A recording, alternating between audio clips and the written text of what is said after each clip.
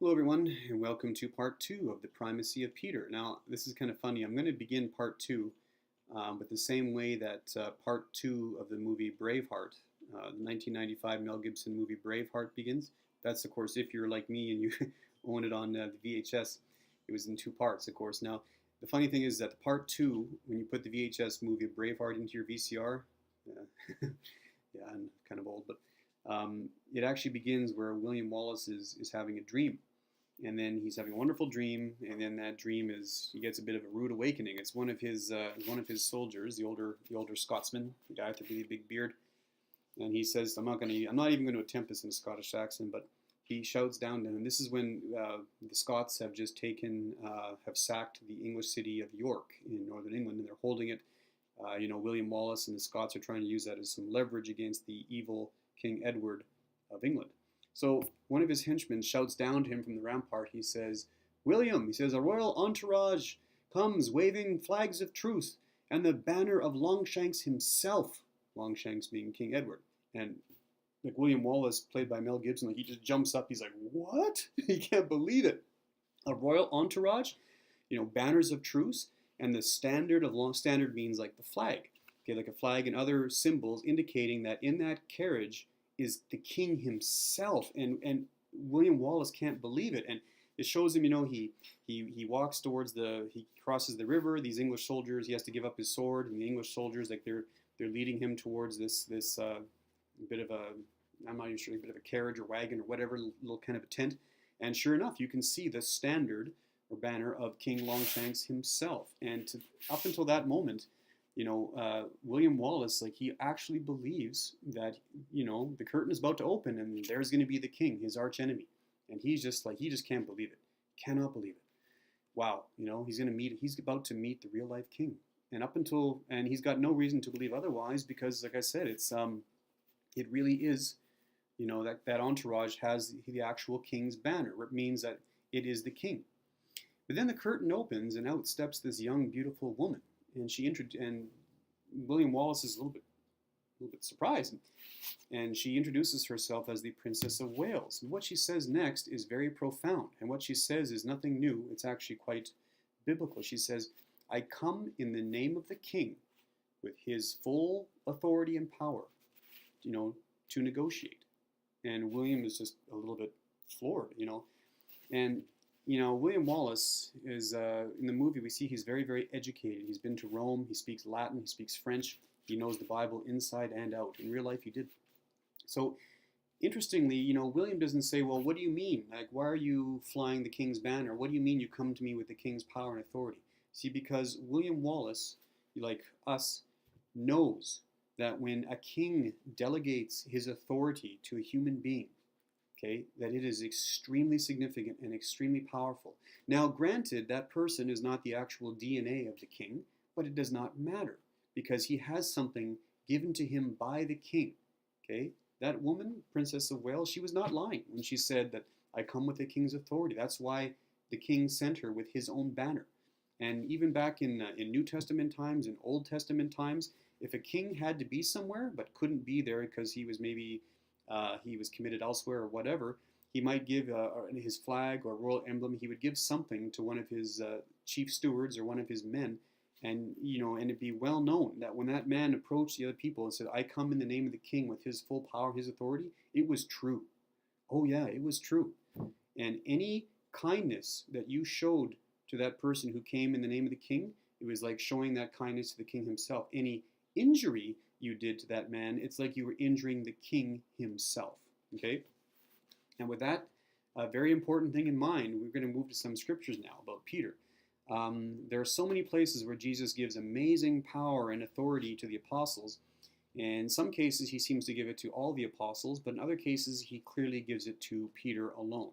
And of course, there's the very ever important passage, Matthew 16:18, where Jesus changes Peter's name from reed to rock, Simon to Kepha, and says, I'm going to build my church on you.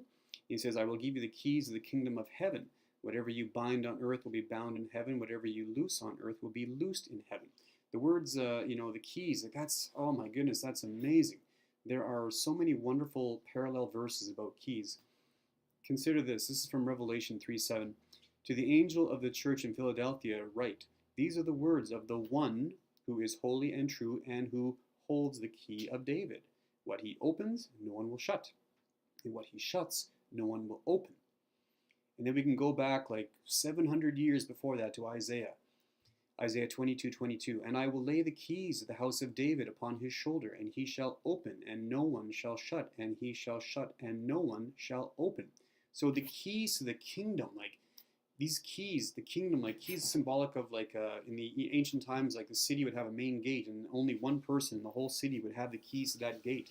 And here we talk about the keys of not just the little city, but heaven, the kingdom of heaven, owned by Jesus Christ himself, and he gives those keys to Peter.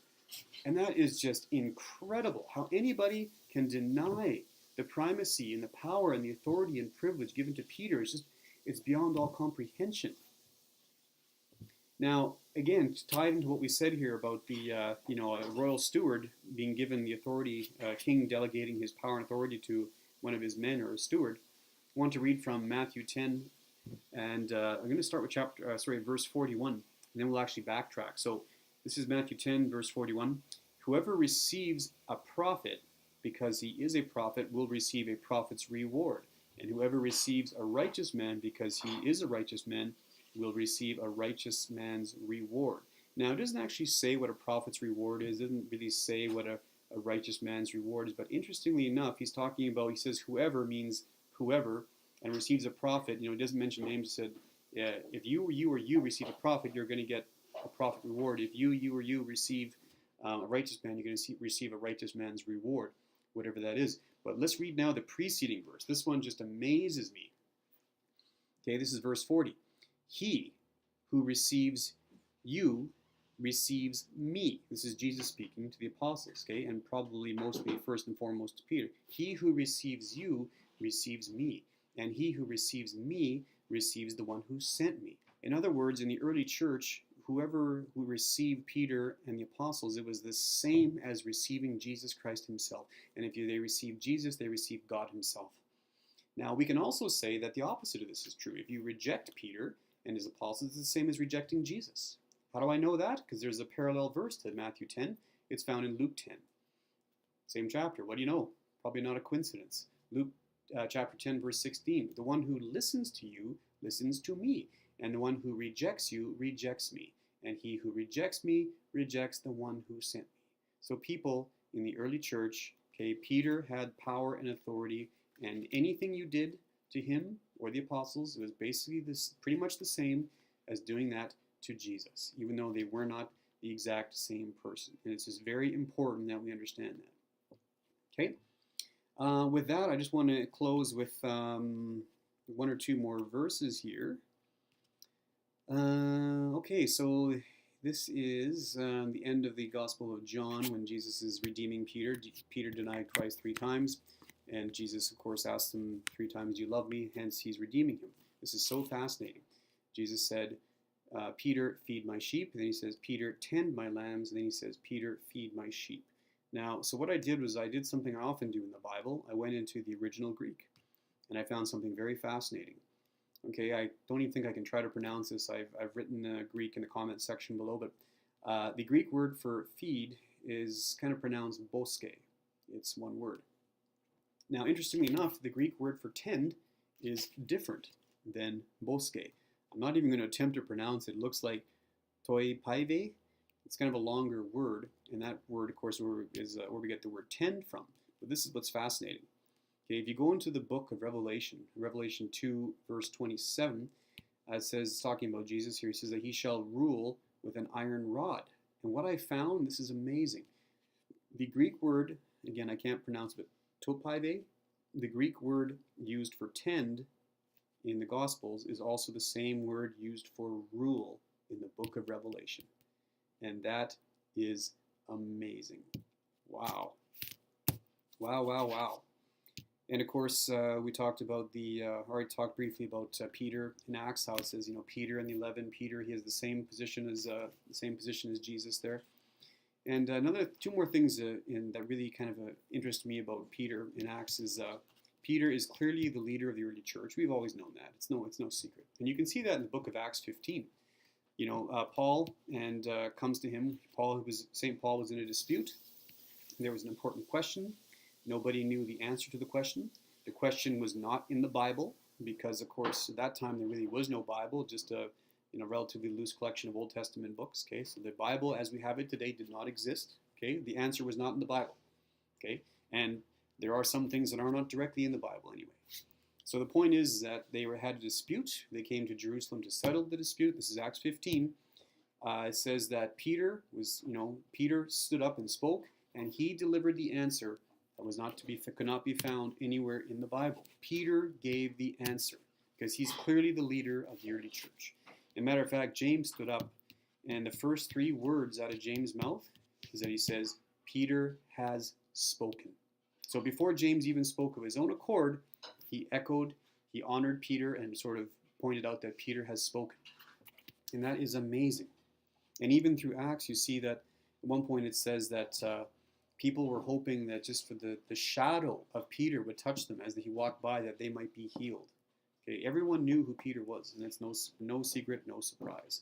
Okay, so the answer to the question is, did Peter have a primacy? And the answer is absolutely. And anyone who denies that Peter had a primacy is basically dishonoring Christ and dishonoring his word, because it's all there, as you can clearly see. Jesus said, whoever receives you receives me. It's really quite simple. Okay, there's no one else that Jesus said he's going to build his church upon. It's just all these verses that I mentioned, which you can read below, they're all there, and it's just unmistakable. I'm not going to get into all the writings of the early church fathers about Peter, because there are thousands, but I have included some in the comments section below, and many of them, and for people who say, that Emperor Constantine created the Catholic Church in 325 AD. Well, first of all, that's complete insanity and a huge lie. And just to prove that, what I've done is I've deliberately chosen some of these early church father writings about Peter. I've deliberately chosen them prior to 325 AD, so that weak argument cannot be used. Hey, thanks for watching. God bless.